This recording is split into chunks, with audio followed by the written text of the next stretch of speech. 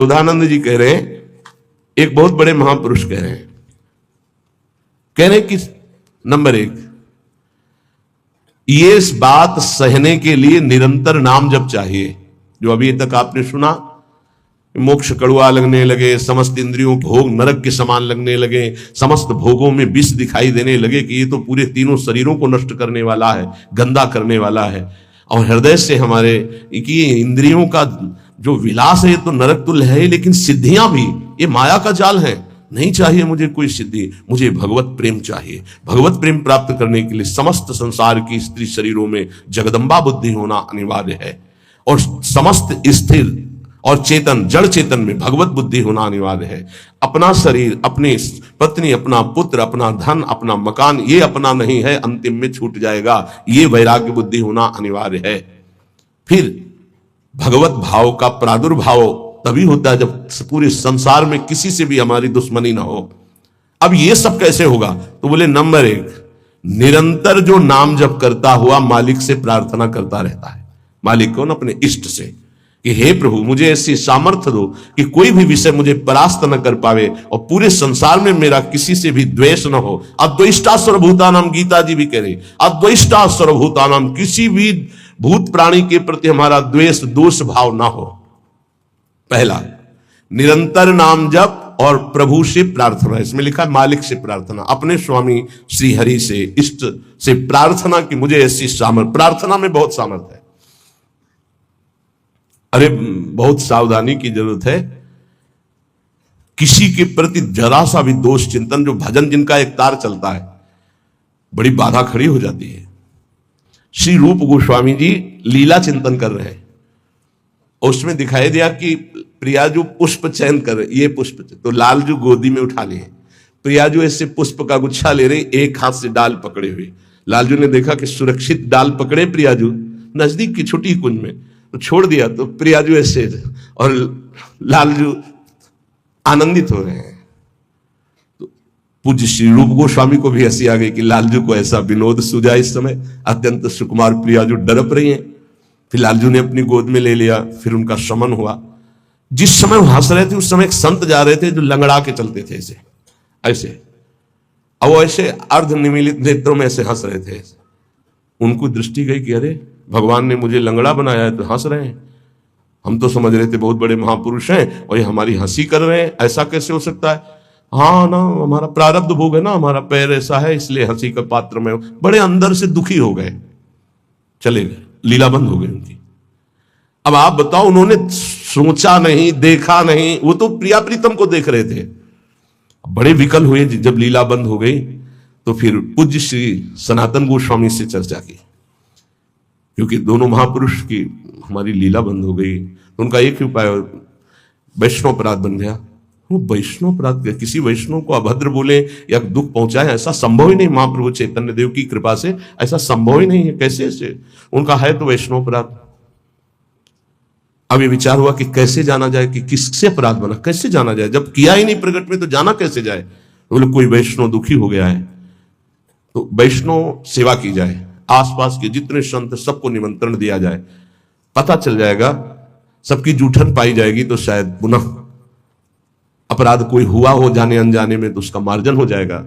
ऐसा हुआ। आसपास के सब संतों को निमंत्रण दिया गया। वैष्णव जे भी उनके पास निमंत्रण गया तो नाराज होके बोले, पहले तो उपहास करके हंसी उड़ाते हैं, फिर निमंत्रण देते हैं, हमें नहीं जाना। तुरंत सूचना है कि वो नाराज है। अरे तुरंत गए पूज्य श्री रूप गोस्वामी जी और कहा, प्रभु कब हमने आपका उपहास किया? तो उनका, आप प्रभु प्रभु आप कर रहे हो। उस दिन हम जा रहे थे और जैसे हमारा भगवान ने पैर ऐसा कर दिया है तो झटका मार के चलते हैं, तो आप हंस रहे थे। तो उनका, मुझे तो याद ही नहीं कि आप कब निकले और हम कब हंसे। तो उन्होंने समय बताया कि अमुक दिन उस समय। अच्छा। तो उनका, प्रभु ऐसे बतानी नहीं चाहिए, पर आप नाराज हैं इसलिए बता रहा हूं। प्रभु उस समय हम लीला देख रहे थे, प्रियाजू पुष्प चयन करने की, तो लालजू गोद में उठा के वो पूरी घटना बताई और कहा, अगर ऐसा भाव में हम हंस रहे तो आप उसी समय निकल रहे होंगे, आपको ऐसा लगा, तो प्रभु आपके लिए नहीं था, आप क्षमा कीजिए। वो तो प्रियालाल तो चरणों में गिरे जो दूसरे वैष्णव थे और कहा, अरे आप जैसे महापुरुषों के प्रति हमारा दोष भाव बन गया, क्षमा करो। वो राजी, तत्काल लीला प्रारंभ हो गई, तत्काल। अब आप विचार करो, जब दोष नहीं है वैष्णव दुखी हो गए तो लीला रुक गई। फिर अगर केवल स्वीकृति की हाँ ये गलत है, वो गलत कर रहे हैं तो भी हाँ गलत है, नहीं और भगवान की लीला भगवान जाने। नहीं आप बताओ कि ये गलत है कि सही, नहीं तो हम कोई जज है क्या? जिनके सारे हम चल रहे हैं उनके सारे वो चल रहे हैं, उनसे पूछो जाके, चले जाओ राधा राधा राधा। कभी किसी का फाइनल करने के नहीं, तस्मात् शास्त्रम तो तुम्हारा। ये बहुत सूक्ष्म विषय है, इसलिए वर्णन किया, बहुत सूक्ष्म विषय है, बहुत सावधान। नाम जापक भगवत प्रेम प्राप्ति के लिए इतनी सामर्थ्य जो अभी पीछे चर्चा हुई, उसके लिए निरंतर नाम जप और प्रभु से प्रार्थना कि किसी भी के प्रति हमारा तनिक भी दोष भाव न बनने पावे। प्रभु से प्रार्थना, वही सबके हृदय में बैठे हुए, वही आपको ऐसी सामर्थ्य देंगे। क्योंकि सृष्टि में आपके प्रति प्रतिकूल व्यवहार होगा, आपका उपहास करेंगे, आप नाना प्रकार के कटु वचन बोलेंगे, आपको सह जाना है, उनके प्रति कटु वचन नहीं करना, दोष भाव नहीं करना, नहीं अपनी भगवत प्राप्ति में बाधा आ जाएगी। ये सूक्ष्म विषय सब कोई नहीं समझ पाएगा, लेकिन उपासक जो भगवत प्राप्ति करना चाहते हैं, अपना भजन बचाना चाहते हैं, वो इस बात को अच्छे से पकड़े। दूसरा, जो दिनचर्या दी गई है उसमें आलस्य ना होना, भगवत प्रेम प्राप्ति या ऊंचाई पर चढ़ने के लिए जो दिनचर्या है, हमको ये नहीं देखना है कि अमुक साधक आता है कि नहीं आता है, अमुक नहीं आता तो हम भी नहीं आते हैं, ऐसा नहीं। अमुक की त्रुटि है, उसका सुधार करना चाहे तो कर सकता है, लेकिन आप सुधरे हुए हो तो आपको अच्छे आचरणों का अनुकरण करना है। आपको ऐसे आचरण नहीं करने हैं जिनसे हमारी दिनचर्या बाधित हो जाए।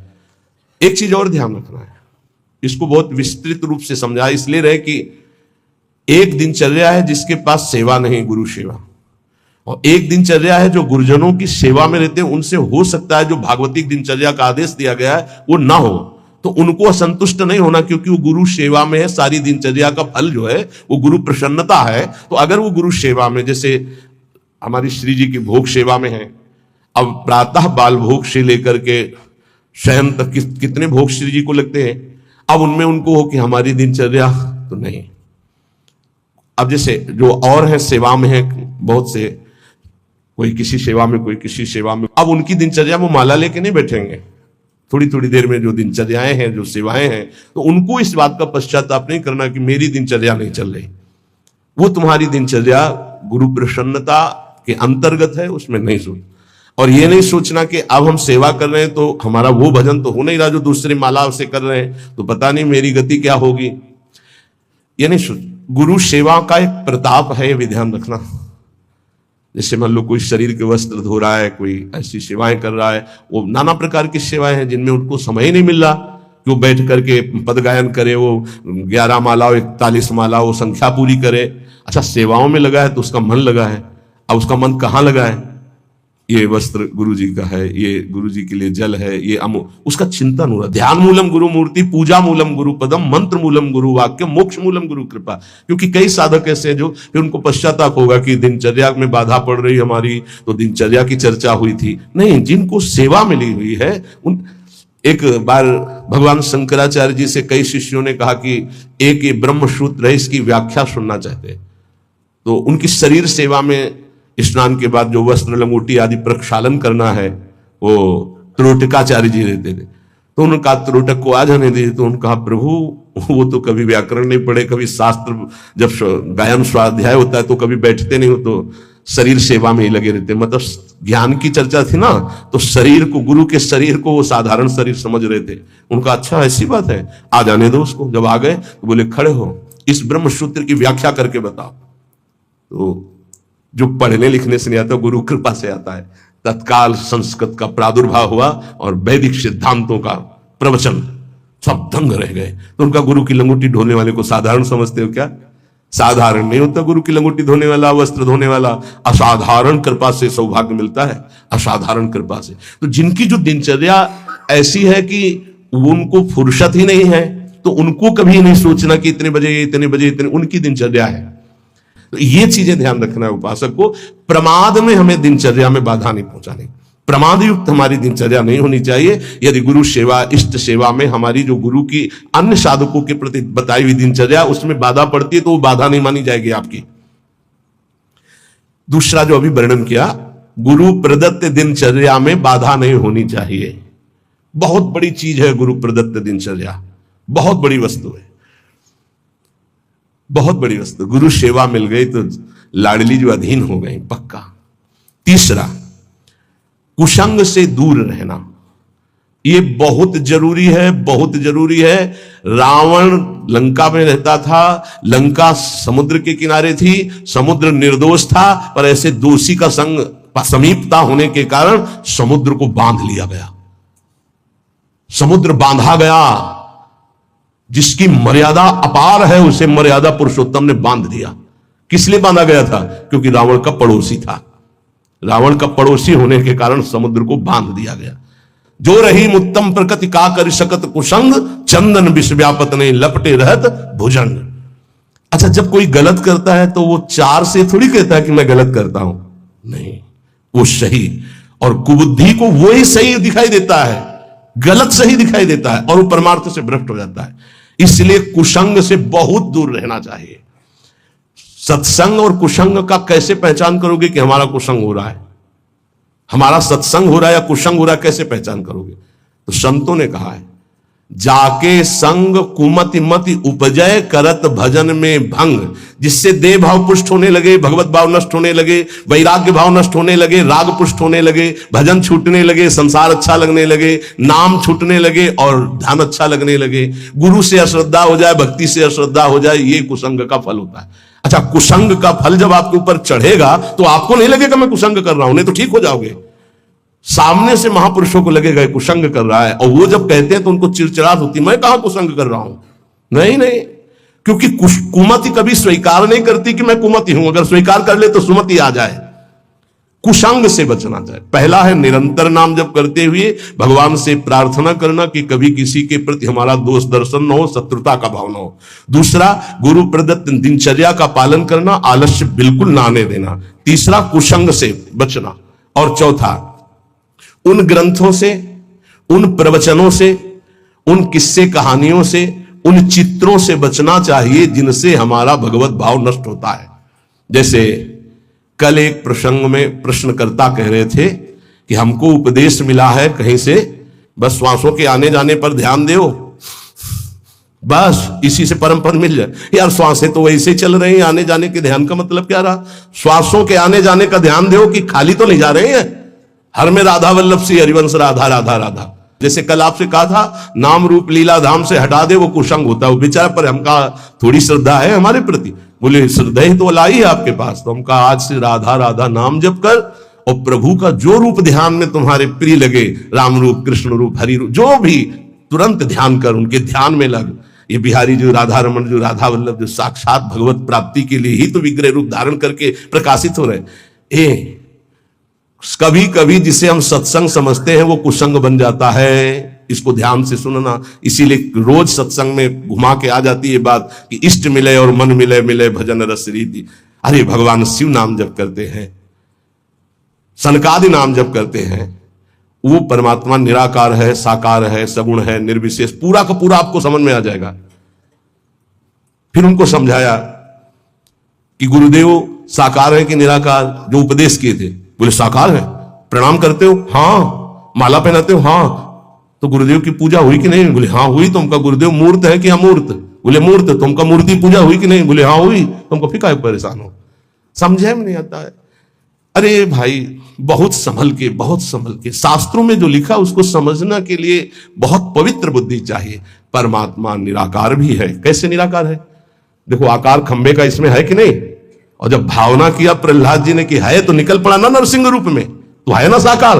वो निराकार रूप से सब जगह हो, पुकारो तो साकार रूप होकर अभी दिखाई दे। वो साकार भी है और निराकार भी है। यहां जल है, इस वायुमंडल में जल है। देखो बोला कहां गीला हुआ। और एक मशीन है, जो उसको ऑन करके रखो तो एक कमरे में 3.5 लीटर 4 लीटर पानी 4-5 घंटे में निकल जाता है, और कमरे में कहीं बूंद नहीं है। मतलब जल है, वाणी है। वाणी का मतलब आकाश शब्द है, वायु है, अग्नि तत्व है, इन सब कुछ विराजमान है। लेकिन निराकार दिखाई दे रहा है ना? कहां दिखाई दे रहा? सब साकार रूप में आ जाता है। वही साकार है, वही निराकार, कुछ अंतर नहीं। सबके हृदय में आकार, ये देखो बाहर और अंदर बैठा हुआ है निराकार, और पुकारो तो आकार रूप के लेके आ जाएगा राम।